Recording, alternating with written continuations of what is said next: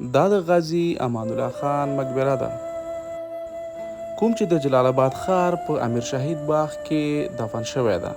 غازي امان الله خان څوک و؟ غازي امان الله خان د امیر حبیب الله خان زوی و. کله چې امیر حبیب الله خان د لغمان په کلک ګوش سیمه کې په مرموز ډول باندې وفات شو، نو دی د کابل والی او د هغه ځایناستی شو. موږ هم وغوښتل چې نن تاسو ته د غازي امان الله خان مقبره در وښیو، څوک چې د انګریزانو په ښکلو کې یو لوی لاس درلوده او د یو ستر امیر او غازي په توګه افغانستان په تاریخ کې نوم ثبت کړی ده. کوم تور قبر مو چې ولیده دا د غازي امان الله خان قبر و، او دا چې کوم تاسو وینئ دا د غازي امان الله خان د پلار امیر حبیب الله خان قبر ده. داسې دې سره خوا کې نور قبرونه هم دي، ټول درته په نوبت سره وایم.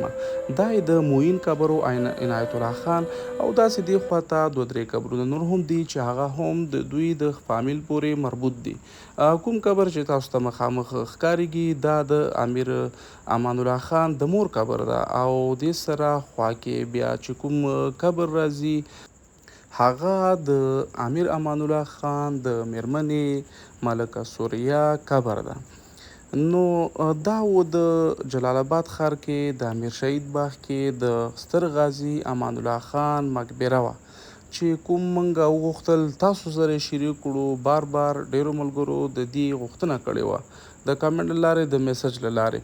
نو که چېرته تاسو غواړئ چې داسې ویډیوګانې یا نور تاریخي ځایونه تاسو سره موږ شریک کړو، نو تاسو موږ ته د کمنټ سیکشن کې دا ذکر کوئ چې موږ تاسو سره دا نور هم بار د ویډیوګانې اپلوډ کړو.